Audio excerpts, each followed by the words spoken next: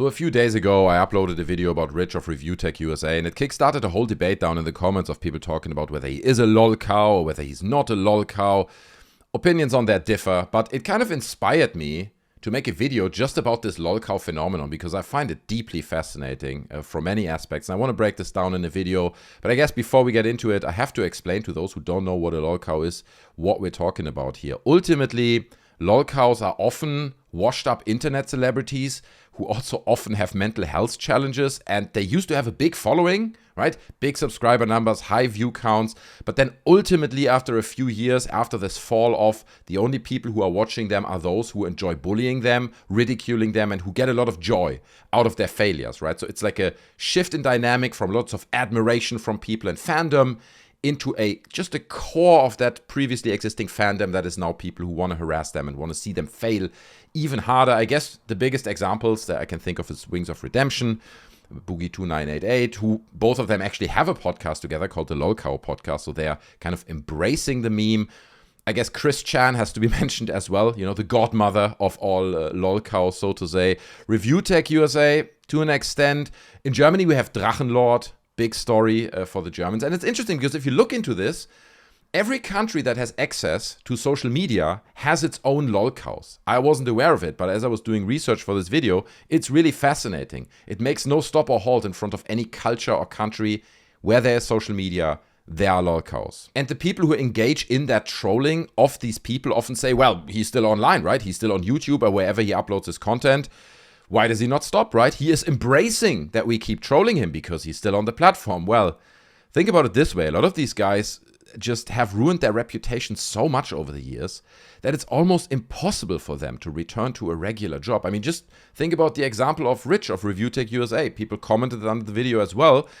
The dude has done so much ridiculous stuff in his live streams that like any employer that would be looking up his name would find all these clips and be like, yeah, dude, we don't want to associate with that guy.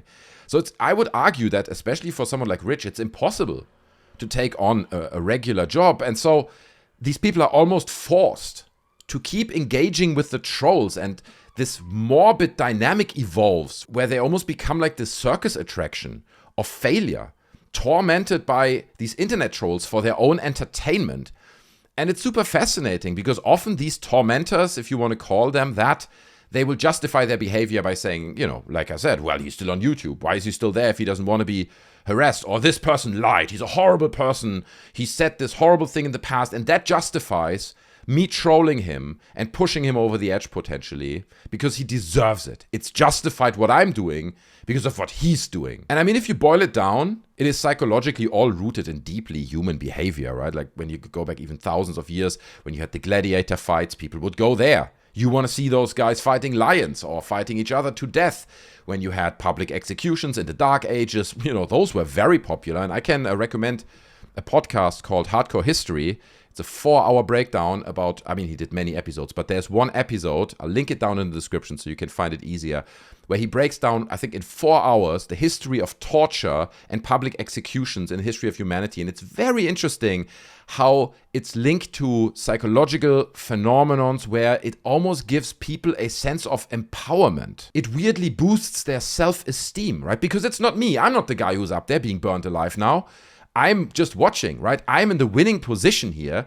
So it has like this village idiot mentality that is now amplified by 1,000 due to social media and the internet. And it's really reaching new levels. Like if you look at this Rainer guy in Germany, like it's this Drachenlord guy, like 800 people turned up to his house just to harass him, okay? 800 people, they throw things at his house and they do everything to make his life a living nightmare. But keep in mind, 800 people at these things, and they even call it some kind of festival. I don't know what they call it, you know, but they give it a branding like it is if it's a festival, and that gives you a sense of belonging. Here you are with 800 other people who all agree, who all have a beer together, and we're all friends. We're all aligned on this idea that we hate this guy and we're going to bully this guy into oblivion, and we're all pulling on the same string, which is a thing that a lot of people are struggling these days, right?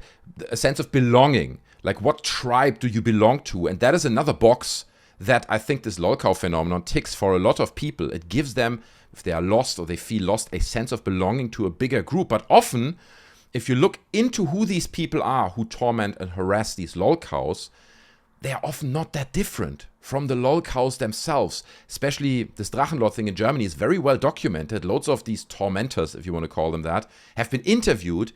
And you listen to them, they look very normal, right? But if you listen to them and you get an idea on how they talk, it just feels like it's just a bunch of autistic people harassing the super autist, right? So there's this Lolcow guy, he's more autistic than everyone else. And it's a huge group of also autistic people who harass him. And I mean, in all fairness, I have to admit, sometimes it is hard to look away from it. I see clips flashing through my timeline on Twitter, I see videos, I try to stay away from it. But like, for example, I took a lot of joy out of watching this Down the Rabbit Hole about Wings of Redemption documentary. It was super interesting for me because it beautifully broke down how this dynamic slowly evolved in his fandom and then ultimately really pushed him over the edge and took a lot of joy out of that. It's like a car crash, right? It's hard to look away. You almost need to make a conscious decision to say, I don't want to be involved in this. I'm not going to engage with this at all. I'm going to stay away. And that's not an easy thing to do for many people because the truth is a lot of people just act on their urge. You know, they have the urge, they watch the content and they're like, yeah, that's funny, bro. And they laugh about it. But there's never a moment of self-reflection. They don't reflect on what they are actually doing. It's almost like they are removing empathy from the equation, right? They see this guy is being tormented and they're like, yeah, it's just funny. To me, that's just funny.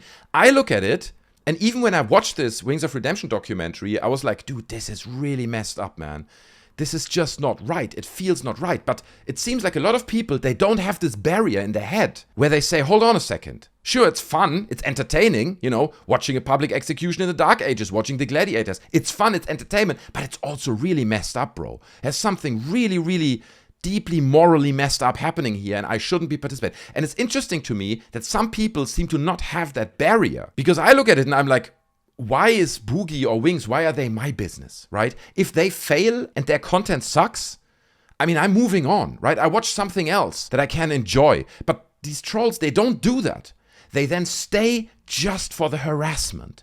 They create whole YouTube channels dedicated to the harassment and they go really well. A lot of people watch them and they literally make more money than the Lolcows sometimes just by trashing and harassing these people. So in a nutshell, looking at it from a psychological point of view, it is just people who find someone who's worse off than you and you torment them to make yourself feel better about yourself.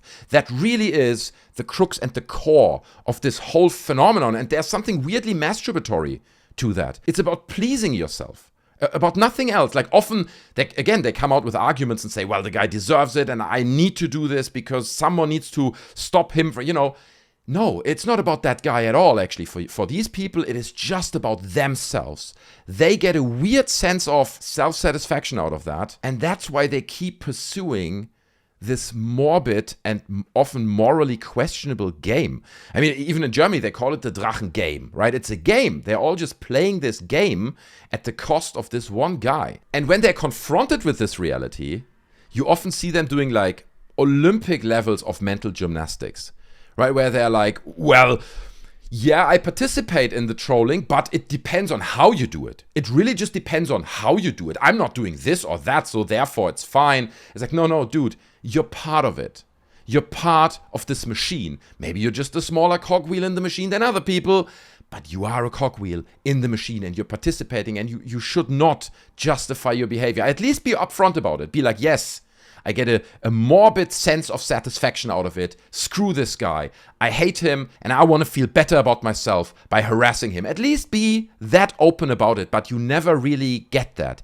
It's always just like, oh yeah, no, but I do sympathize with his struggle, but what can I do besides laughing, right? I mean, I can't stop it. And it's like I said, like Olympic levels of mental gymnastics to justify this behavior. Because in my opinion, even if a Lolcow does morally questionable things, says things, whatever, against trans people, racist things, whatever it is, that would justify some kind of justice, who gives you the license to enforce that kind of justice? You know what I mean? It's like almost like an internet vigilante culture where people come out and say, well, I'm taking matters in my own hand now.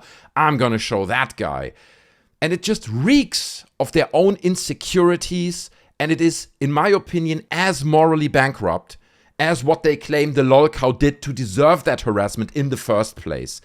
It's like a mentally ill circle jerk. It's mentally ill people tormenting another mentally ill person. It's complete insanity. And often it's linked to other, even more obvious shortcomings, right? Like often these lolcows have like autistic tendencies. They are not the sharpest tool in the shed, right? They're like intellectually challenged. Maybe they have Asperger's. Maybe they are trans people, right? Like in the example of Kurt Tay or Drew Coley, if you know those guys. It was all evolving around them being trans people. So often lolcows are people who already have a quite sad existence, who are already struggling with acceptance in society. So they offer a lot of target, right, to attack them.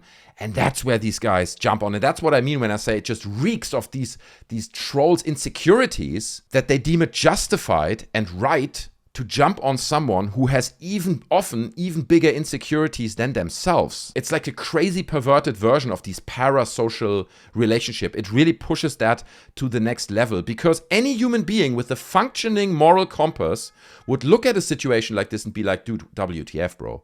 That's just messed up. Like I said, when I watched the Wings of Redemption documentary, I was like, dude, that's messed up. I'm going to finish this. It's an interesting story, but I'm not going to engage with this at all. Like to go on Wings' stream and troll him, or Boogie's stream or something, that would never even cross my mind, because that's a messed up thing, dude, in my personal opinion. But thousands of people think it's fine. Thousands of people think, in fact, it's funny and amusing to do that. Think about that for a second, right? They don't see an issue with collectively, mentally breaking a person. They never have this moment where they're like, dude, no, there's something wrong here. Or maybe they have it, but they don't act on it. So what does this say about these people? What does this say about their level of empathy, their level of compassion, their lack of self-reflection, and potentially sadistic tendencies? Because often they dedicate a significant amount of time to this trolling and these lolcows. It's almost like a test in a way, right? If you don't see anything wrong with this and you participate in it, it says a lot about you. It says way more about you than it says about the lolcows themselves. And beyond the lolcow phenomenon, it also says a lot about a whole layer of society. Because obviously, hardcore internet incel nerds who harass lolcows online is just a small bubble, but that psychological pattern translates into a bigger layer of society who just never found out that lolcows even exist. So it bleeds into other layers of society. It's basically a large group of losers who lack a basic moral compass, and it translates into other environments, like social circles. It translates into politics, where these people also project their lack of empathy and compassion on other marginalized groups, like migrants and stuff. I think this is, from a psychological standpoint of view, directly connected. These two things stem from the same point of origin. And the interesting thing is, you would think, you look at these people, they are strange. You would talk to them, they just come across as strange, sadistic incel people. That's not true. If you see the interviews with these people, they often look very normal. They come across as very, very normal people from the middle of society. So it's almost a form of like mass sociopathy. And it's truly evil and vile, in my personal opinion. And it's not gonna go away, okay? Because it's deeply rooted in human existence. There is a layer of people, there has been a layer of people that were like this 10,000 years ago probably, and 1,000 years ago, and that layer exists now. This is something that is deeply rooted in a certain demographic of people, and we're not gonna stop it. We're not gonna get it out of people. It's a sad reality, in my opinion, again, of human existence. But it's a huge destructive force within society that goes way beyond lolcows. Because if you always have a layer of people who have no empathy and who don't give a toss about anyone besides themselves, right, and their own pleasure and their own well-being and self-esteem, that's not good. It's like a toxic force that sits within society. And I think the lolcow phenomenon is really just an illustration of that. It's just one way how that kind of level of lack of empathy and so on surfaces and manifests itself. So in my mind, the lolcow phenomenon acts basically like a test, like I said, that reveals those sources of destruction, that reveals people who struggle with empathy, who struggle with compassion, who struggle with self-reflection. So if I meet people who talk about lolcows and defend this mass harassment of these people and say, well, you know, like I said, I'm not doing the full thing, I'm just doing a little bit, so it's fine, and they try to justify their actions, dude, all my alarm bells go off, okay? It is as messed up as if you would be going full force against that guy. But guys, that's just my take. That's my opinion. You may have, I could imagine there's a lot of people out there who have a very different opinion on what I just said.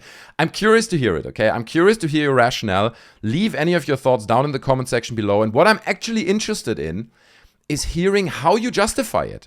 After everything I just explained, if you participate in like collective harassment of Boogie or Wings or Chrischan or Drachenlord or whatever it is, you're part of any of these groups, tell me why. What justifies it for yourself? Beyond, yeah, he said something racist once, so now it's justified. Really question it. What justifies it in your head that you spent your time collectively harassing and taking part in pushing these people over the edge? Because, dude, I've seen it reaching levels where I'm like, okay, that guy is not far from taking his own life. Okay, and it's just super messed up. And again, there's never a point where then the collective group is like, okay, dude, we all have to stop now. As far as I'm aware, you know, we are getting close to pushing him over the edge. We don't want this guy to take his own life. That awareness just doesn't happen. The game continues. You push and you push and you push until maybe one day it's too late. And it's pretty messed up, guys. But again, that's my take. Leave your thoughts down in the comment section below. I appreciate them. I will read them. And yeah. That's what it is. Subscribe, smash like, and join our Discord, okay? The link to that is in the description. I'd love to meet you there. Thanks so much for watching. I'll see you in the next one. I'm out. Bye.